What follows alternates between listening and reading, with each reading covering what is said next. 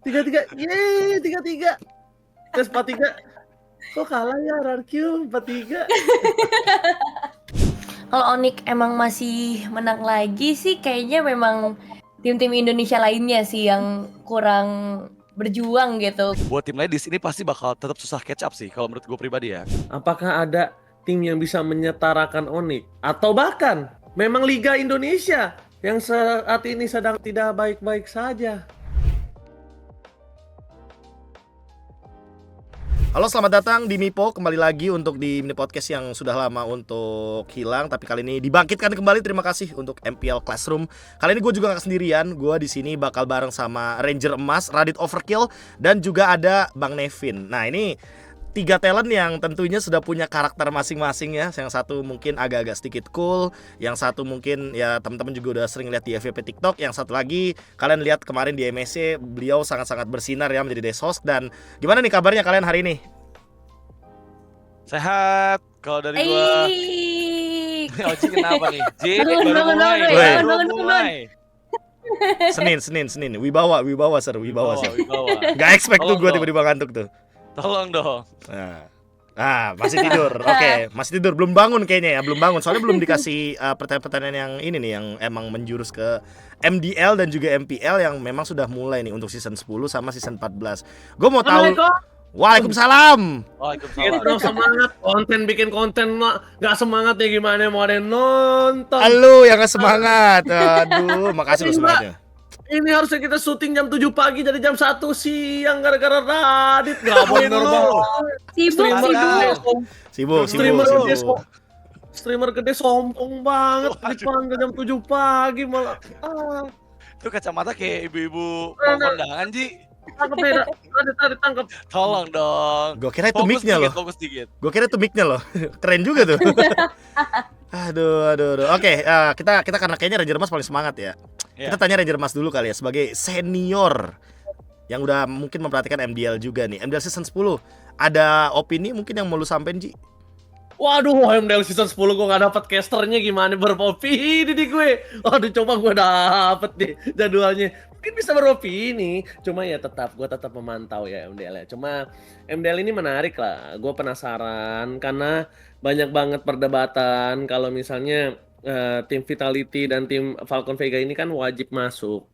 Dibilangnya akan bisa menyetarakan laki-laki, dan gue ingin juga melihat hal tersebut.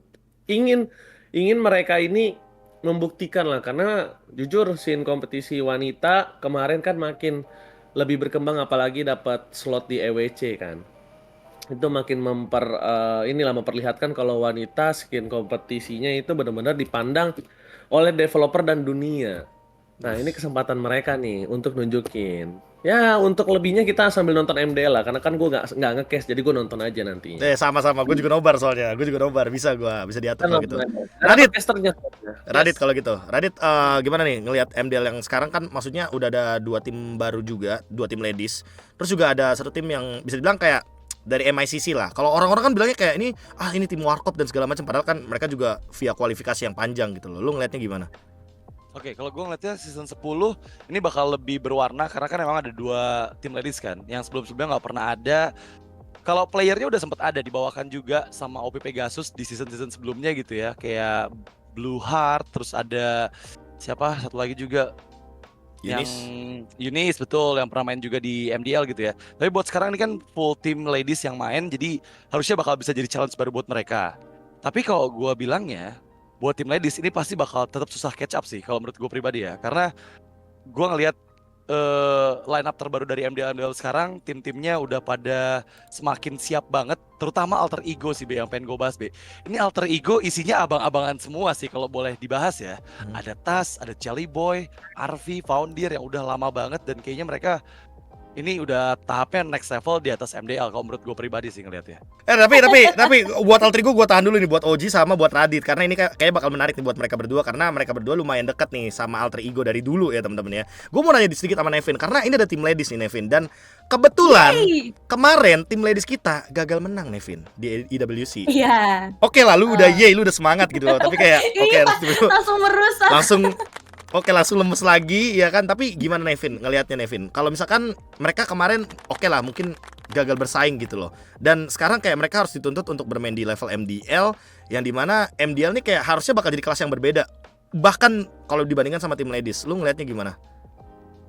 Kemarin pas EWC juga aku kayak nanya banyak banget orang kayak gimana ya tim ladies masuk MDL menurut kalian masih bersaing gak? Dan kebanyakan tuh bilangnya kayak kayaknya nggak segitunya deh bersaingnya. Tapi kalau menurutku sendiri Vitality mungkin bakal punya chance yang lebih besar. Meskipun mereka juga baru kalah, ini jadi tamparan kan buat mereka. Nah, ya semoga tamparan ini tuh buat mereka bikin mereka jadi lebih semangat gitu untuk lawan cowok-cowok. Dan sebenarnya kan kalau tim ladies kita sekarang karena mereka juga udah pernah global ban, mereka udah terbiasa dengan sistem dari MDL. Terus juga kalau tim ladies kita pun scrimnya udah apalagi Vitality ya, ini scrimnya udah selalu sama cowok kan. Jadi kalau misalnya kita ngomongin bisa bersaing di MDL apa enggak, kalau menurut aku sih sangat amat bisa bersaing. Dan Falcons Vega pun sekarang udah mulai mengejar juga kan. Jadi aku harap ladies bisa bersaing, tapi mungkin kalau untuk menghadapi kakak-kakak tadi kan yang dari Alter Ego mungkin bakal agak berat sama Onyx sih. Onyx juga dia kan dari tahun ke tahun selalu bawa player yang keren-keren banget kan, terutama di sisi junglernya. Jadi lumayan worry antara dua tim itu. Oke, Alter Ego tadi kan udah sempat di-mention, terus Onyx nih sekarang kan karena ada Boy juga, Savero juga yang mungkin dia pemain-pemain lama. Tapi ngomongin Alter Ego karena memang ngomong-ngomong Alter Ego, mereka bawa dua pemain yang udah ada pengalaman MPL, yaitu adalah Tas dan juga Chelly Boy. Nah, selain Tas dan Chelly Boy, ternyata faktanya kalau kita lihat sedikit nih ya, di RRQ juga kan ada Don. Ini apakah memang menurut Ranger Mas dan juga Radit, mungkin Ranger Mas dulu nanti yang akan jawab ya. Apakah memang ini adalah pertanda bahwa MPL itu sekeras itu, bro? Bahkan sampai player yang tadinya ada di MPL harus bersaing lagi dari di MDL dulu biar mereka bisa nunjukin kalau mereka bisa naik someday, mungkin dipromosikan atau mungkin di pertengahan dari season 14 MPL nanti mungkin. Gimana, Ji? Mati udah, kita kalah udah. Nah, emang gitu. Jadi emang di MPL itu sekeras itu, bro. Lo nggak bisa main ya udah turun, kalau bisa main lo bertahan. Kayak tadi tuh, mati udah, hidup ya udah. Tapi memang di MPL ini beda banget sama dulu. Dulu itu mungkin ketika kamu underperform masih bisa bertahan lah di MPL. Misalnya dapat 2 season lagi, season. Sekarang udah nggak bisa, bro. Underperform tengah season bisa ganti. Underperform dikit, season selesai bisa mungkin nggak di tim itu atau makan bisa turun ke MDL. Kita ngeliat, nggak usah dari Don aja ya, kita ngeliat Yeskiel udah turun, bro, di tim Liquid Academy. Padahal bisa kita bilang Yeskiel salah satu orang yang cukup bersinar lah. Cuma mungkin gamblingnya dia pengen coba Richie di atas. Nah, terkadang yang tidak mungkin mungkin yang tidak semua orang pahami adalah bersinarnya seseorang di MDL itu belum tentu bisa bersinar di MPL. Yang mereka harus tekankan, karena pesaingannya jauh beda. Tapi mereka bisa membuktikan kalau mereka juga bisa bersinar, tapi belum tentu langsung bisa bersinar. Makanya lah ada beberapa orang yang ketika naik ke MPL dari MDL bersinar, biasanya mereka jadi one of Hall of Fame-nya lah. Contohnya kayak Albert, Versi, bahkan Skylar masuk ke MPL juga nggak terlalu bersinar loh, kalau kalian sadar. Skylar tuh nggak langsung bersinar, bos. Skylar tuh bersinar setelah bermain kita metode PC udah mulai ke arah marksman.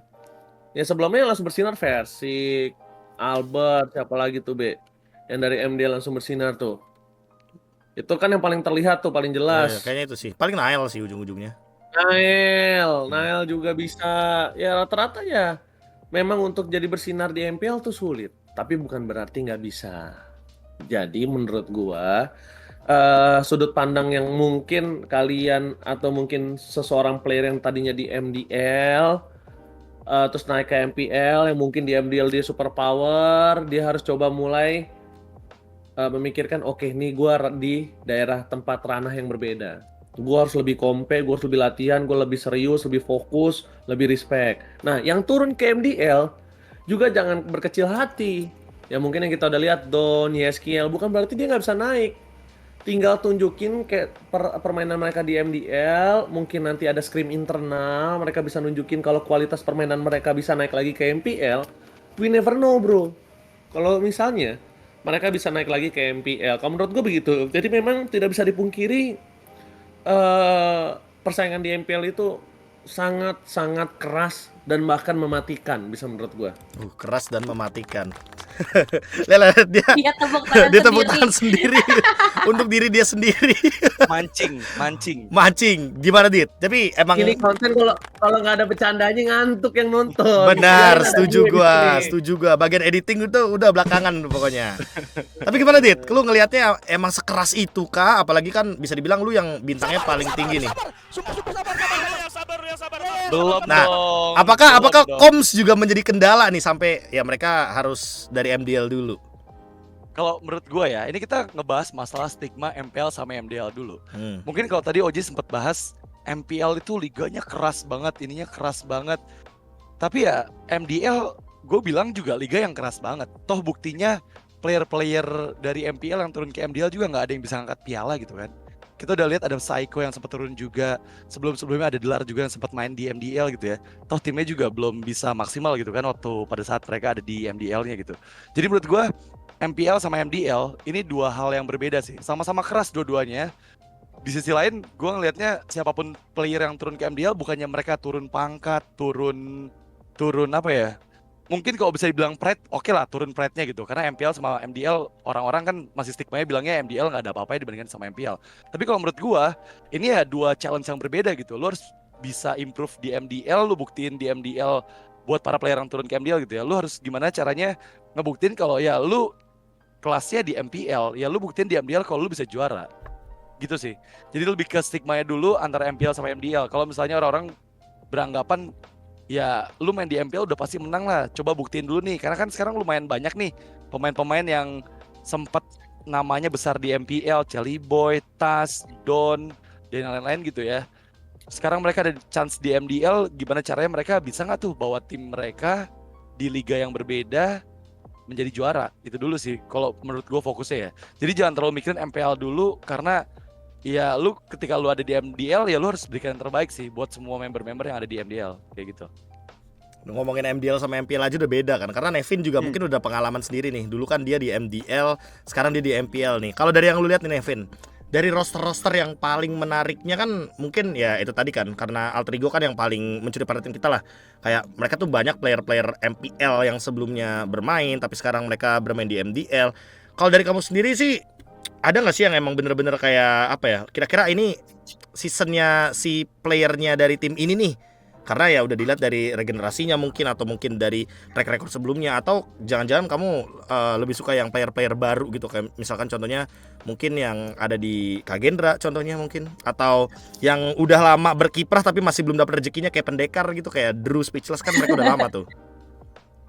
Kalau aku ya sebenarnya spotlight aku buat MDL season ini tuh ke arah RRQ.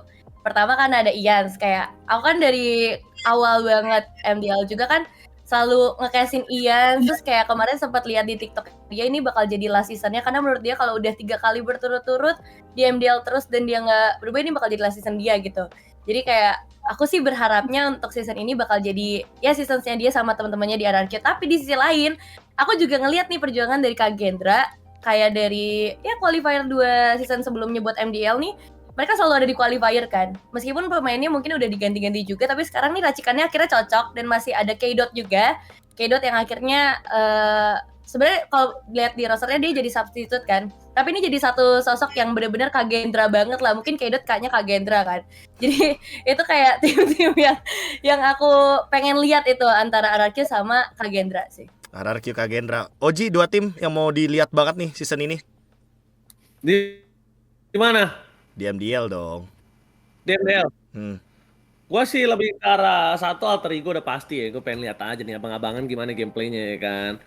Karena abang-abangan juga harus respect ya, nggak boleh sembarangan. Benar-benar. Sama kalau bisa ngelihat sih pengen lihat RRQ karena kebetulan untuk 2 season terakhir nih finalnya gue yang nge-cast.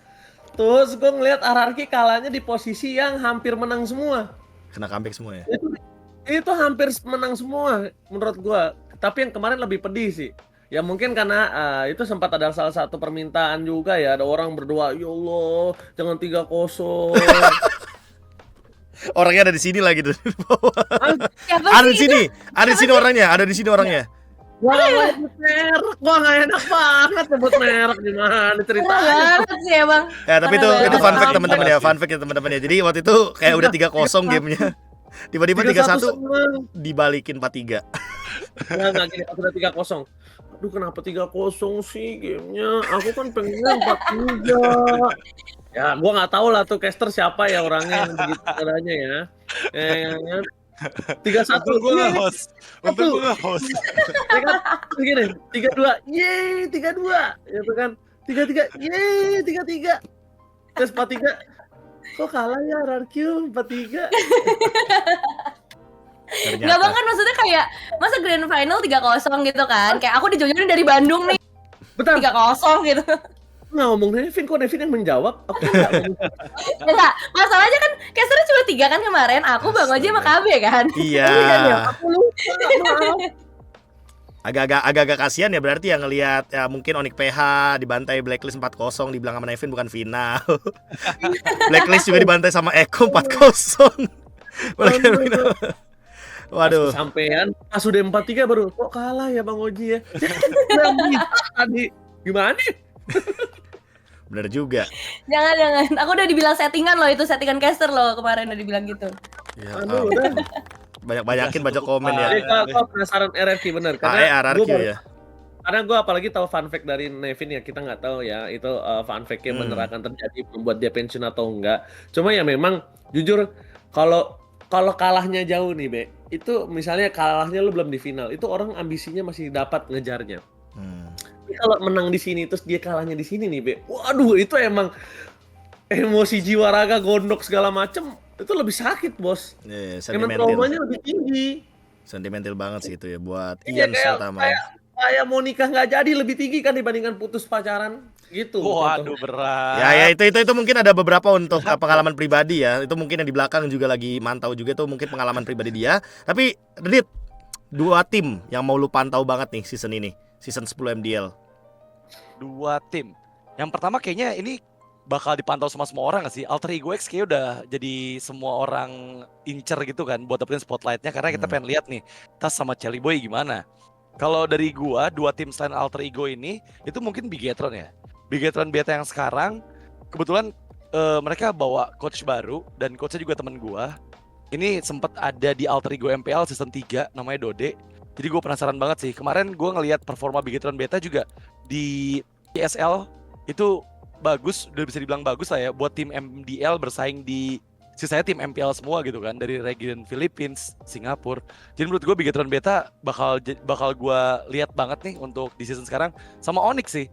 Karena Onyx mereka punya player baru juga dari Pajaran, satu tim sama Hazel sebelumnya. Gue sempat bilang di TikTok gue kalau gue bocil Hazel banget karena gue percaya potensi dari Hazel itu sendiri karena dia terbukti bagus di MDL season 8 sama di Liga Esports gitu ya.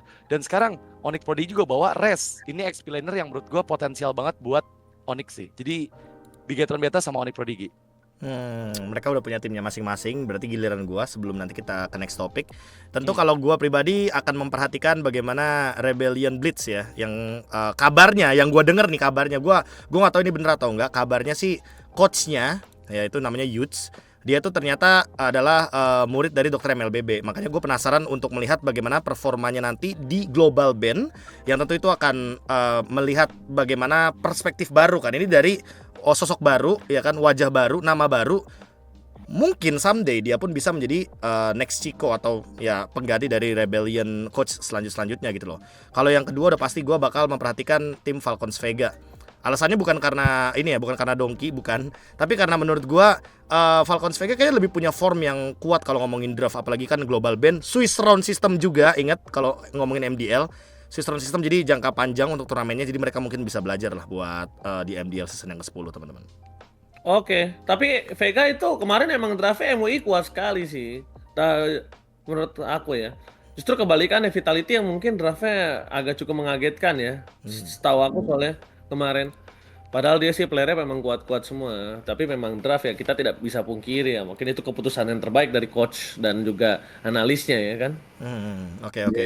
Kembali ke berarti kita ke next topic, yaitu adalah MPL season 14. Ini kan lagi-lagi nih sebelum minggu pertama untuk MPL season 14. Makasih tepuk tangannya. Ini langsung aja nih, player yang menurut kalian dapetin spotlight untuk di mungkin lock roster lah season kali ini. Siapa? Satu-satu deh, dari Radit dulu mungkin. Yang mendapatkan spotlight dari lock roster sudah pasti dan sudah jelas Nino. Oh, Ya kan, ini kenapa Dino nih? karena Nino akhirnya ini ada di posisi yang paling tepat sih kalau menurut gue sebagai role-nya ya.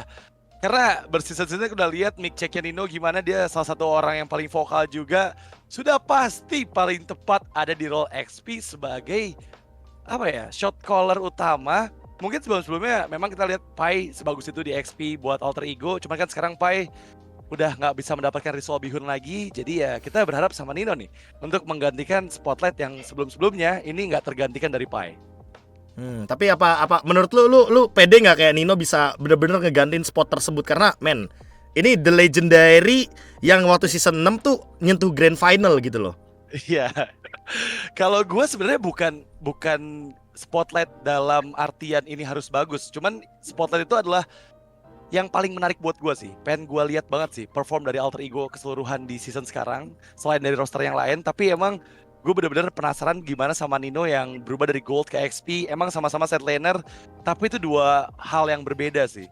Dimana lu gold, lu harus jaga jarak, lu harus tahu timing segala macem. Sementara kalau XP ya lu harus buka vision, dan itu job desk yang berbeda yang menurut gue ini bakal menarik sih dilihat sih. Karena sejujurnya kayaknya masih jarang sih dari role gold ke XP gitu ya. Kalau dari MPL sendiri kalau gue lihat ya. Oke, gold ke XP. Nepin, ada satu player mungkin yang mencuri perhatian kamu? Jangan yang Kayaknya ganteng aku doang, masih Nepin. Enggak dong. Ini fitnah.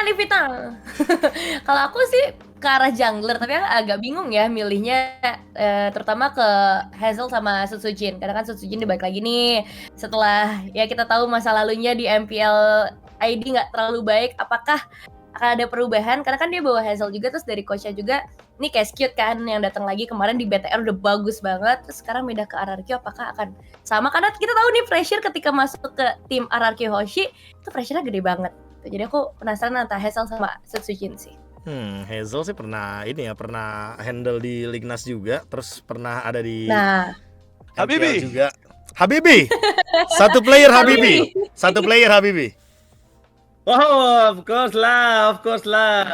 Sutsujin. Of course lah. Kenapa Sutsujin? Ya kita pengen lihat aja apakah sebenarnya dia itu bisa menunjukkan dan membuktikan kemarin-kemarin pernyataan yang salah tentang dirinya. Kan karena orang nggak ada yang tahu. Ada yang pernah di tim sebelumnya kurang perform, tapi tim yang di sekarang lebih performa, kita kan we never know. Begitu Habibi. Jadi playernya yang salah atau timnya yang salah? We never know. Kenapa jadi gitu? Kenapa jadi begini tiba-tiba logatnya? Kenapa jadi gitu? Kayak satu player dari versi gua juga ya. Gua malah lebih penasaran sama Rin sih. Rinsia. Rins itu kan bisa dibilang ngeganti 3 mid laner sekaligus ya. Yang pertama udah pasti Deden Prom Bogor, Clay. Terus ada Lemon juga yang digantikan dan juga Okta. Ini jatuhnya kayak 3 mid laner bener-bener kayak spotnya ditinggalin buat Rins. Jadi gue penasaran kayak bakal kayak gimana Rins buat maksimalin spot tersebut. Apalagi kan untuk jadi mid laner RRQ kayaknya gak gampang ya. Jadi ya itu yang mungkin perlu diperhatikan dulu gitu loh di season 14 kali ini. Dan kita udah 4 season loh. Kita udah 4 season ngeliatin kalau seandainya yang menang Onyx. Ya kan, itu yang pertama. 4 season yang menang Onyx. Kalau misalkan season ini masih Onyx, misalkan banget nih. Menurut kalian apakah emang ya 8 tim lainnya emang nggak bisa keep up kah sama Onyx, atau emang ya udah Onyx tuh levelnya udah di internasional ya, walaupun mungkin mereka struggling, tapi berarti ya levelan kita yang paling kuatnya struggling aja nih di internasional, apalagi yang 8-nya gitu loh. Kalian gimana ngelihatnya? Mungkin dari Oji dulu. Oke. Jadi menurut gue ya, gue sih berharap ada yang bisa ngelawan Onyx ya. Jujur. Karena pertama kita tidak bisa pungkiri dengan kemenangan Onyx 4 kali. Orang lagi kerja lo narik-narik aja lo, ganggu lo. Menurut gue kayak mungkin Onyx butuh tamparan keras untuk lebih membuat mereka terpacu. Karena gini Be, ketika kita udah terlalu banyak menang, itu terkadang kita lupa latihannya dari mana bos, belajar dari kesalahan dari yang mana gitu loh. Kita udah menang 4 kali, jadi dia butuh pendamping atau enggak setidaknya yang menampar dia, minimal kalau nggak kalahin dia ya bikin dia ketar-ketir lah 4-3 kalau kata Nevin, minimal gitu loh. Di playoff tuh ya, di playoff ya. Iya. Di grand final dong. Grand- 4-3. Iya. Itu Nah, pokoknya apapun caranya pokoknya. gitu. Kalau menurut gua selain Onyx, lu lewat sekali gue siram loh ya. Maksud gua kayak gitu. Oke. Gue pengen karena itu juga akan membantu Onyx untuk lebih improvisasi, evaluasi gitu. Kemarin harusnya kekalahan mereka kemarin sih mengevaluasi sekali ya harusnya. Cuma kelihatan kemarin performa mereka di SPS, adalah sebuah pepatah mengatakan prime team itu ada masanya. Dan pertanyaan aku, apakah prime timnya Onyx akan sampai di sini saja kemarin? Apakah ada tim yang bisa menyetarakan Onyx? Atau bahkan memang Liga Indonesia yang saat ini sedang tidak baik-baik saja? Dalam juga tuh pertanyaannya. Itu. Oke. Ya kan? Tapi kalau misalkan ada satu tim nih, ada satu tim RSG, satu tim, bukan Trompet RSG kan? Kalau ada satu tim nih JMPL Indo berarti yang menurut lo nanti bisa bersaing melawan Onyx lah minimal. Tim apa? By ini ya. Iya. By apa namanya? By roster By roster. yang paling possible aja menurut lo. Gue berharap ya sebenarnya, jujur ya, gue berharap banget Geek Farm. Tapi gue berharap sebelumnya bahkan Gops itu Cars loh yang ngisi. Vincent, Cars, gue berharap ini namanya berharap ya boleh. Oh lah, maksudnya transfer window-nya tuh maksudnya Vincent Cars gitu paket gitu. Vincent, Cars, Aboy, Cadera, Baloiski. Bajingan serem banget tuh pasti itu. Keras itu. Percaya sama gue.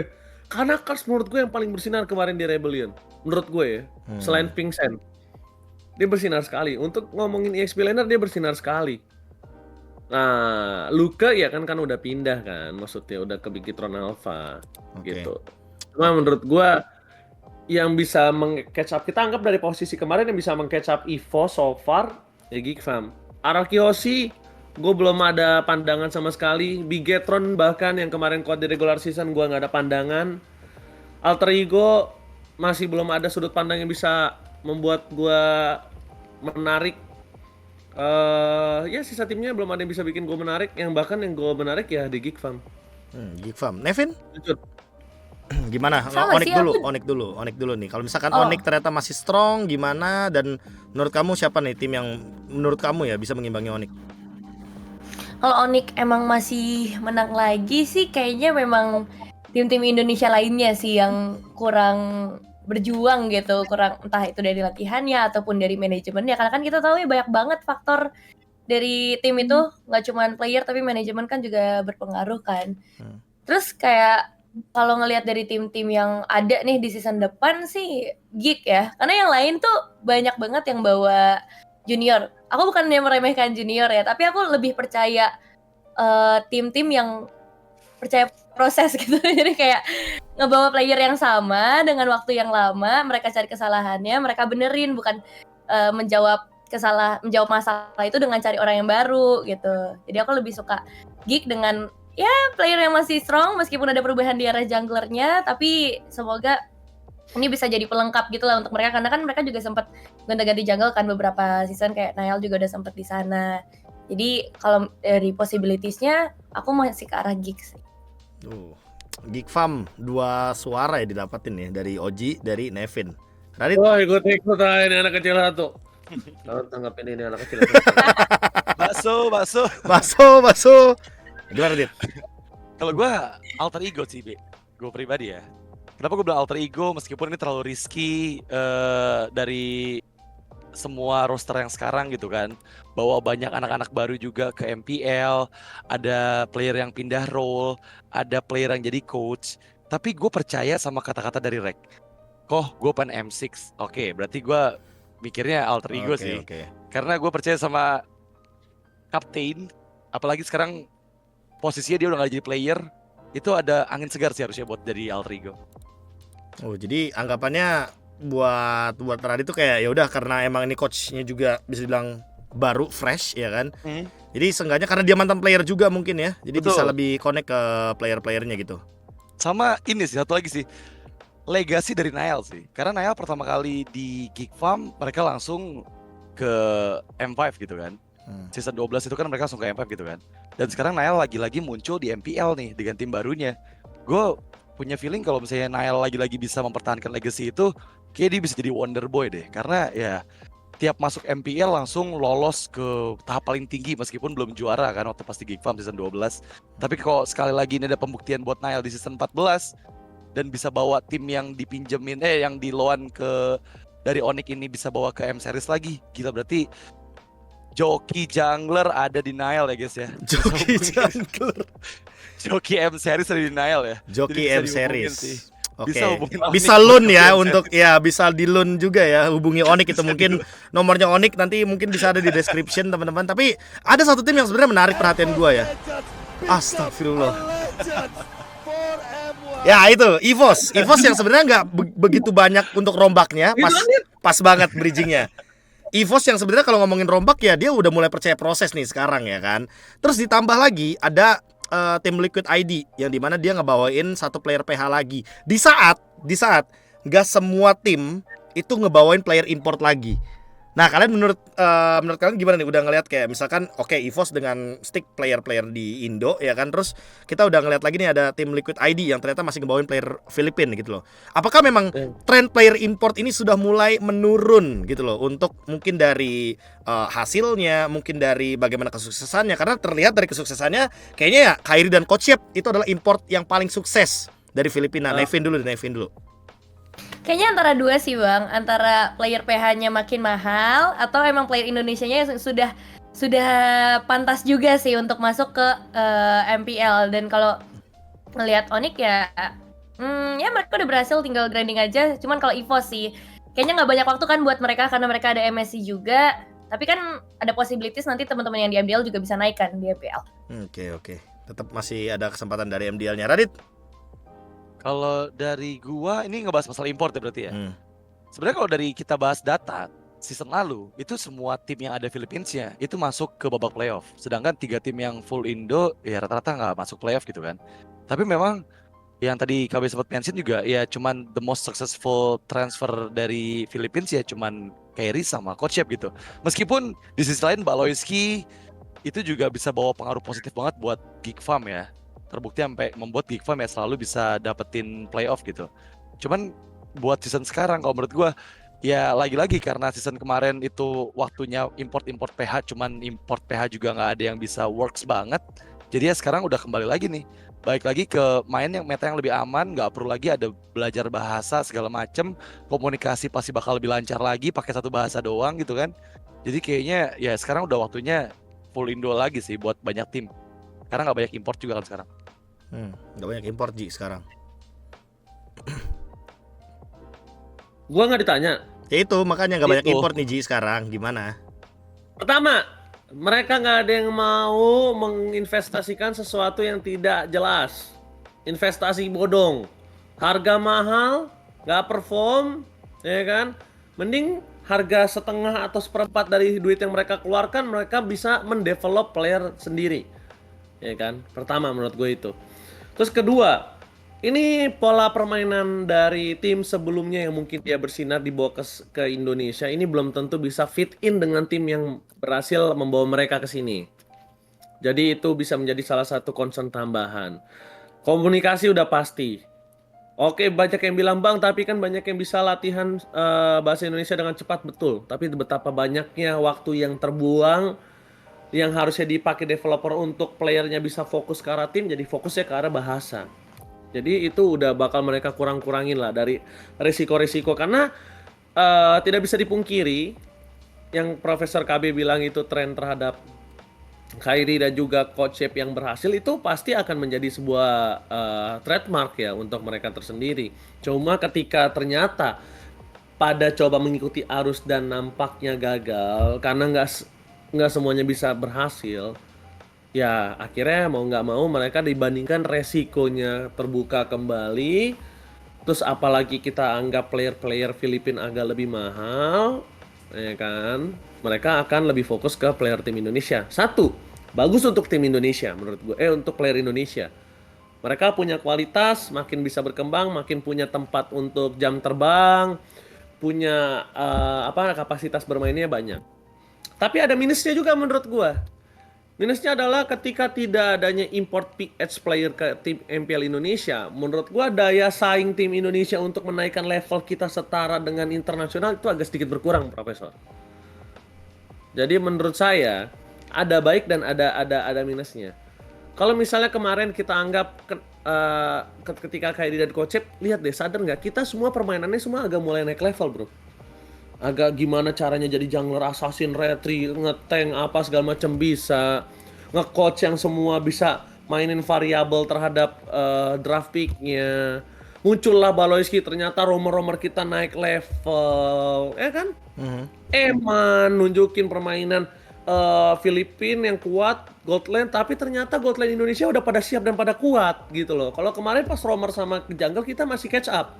Pas Goldland dari Eman masuk ke BTR, kita Goldlandnya pada kuat-kuat semua.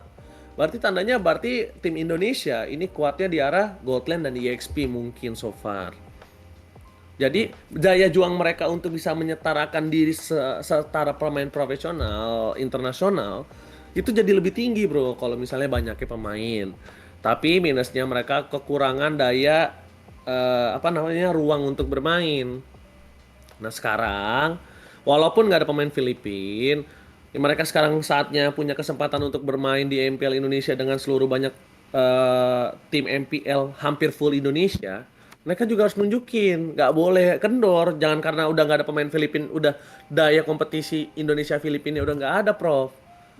Harus lebih semangat lagi gitu loh, karena nanti yang menentukan sesungguhnya di M6, Prof. Kualitas pemain-pemain Indonesia. Maksud gue begitu. Kita nggak kalah kualitasnya, cuma terkadang Indonesia tuh harus dipecut dikit supaya anjir gue harus pengen bisa kayak dia nih gitu loh. Udah dibantai baru, tapi kalau belum dibantai santai aja, berasa paling kuat di regionnya. Jadi mainnya elelean, omon-omon baik. Atau ya udah karena gaji di MPL gede, ya udah seenggaknya udah masuk MPL.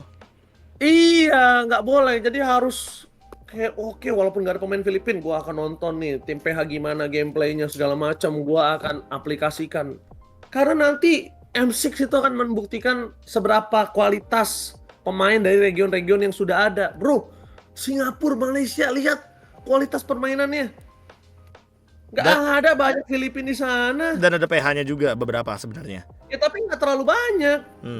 Ya kan, Prof? dua lah, Nggak dua. sebanyak itu. Kayak Nggak sebanyak SRG itu. 2, terus Team Flash 2. Ya emang gak sebanyak Indo kalau in total dari ininya ya, dari semuanya ya di dalam satu region. Tapi tim-tim terkuat mereka itu minimal emang ada Filipina sih. Dan itu yang mungkin akan kita lihat nih untuk beberapa minggu ke depan, karena ya kita juga akan melanjutkan Mipo kita untuk minggu-minggu selanjutnya. Thank you Radit, Nevin dan juga Ranger Mas. Next week kita bakal ketemu sama siapa-siapa lagi. Ya mungkin aja mereka-mereka lagi juga.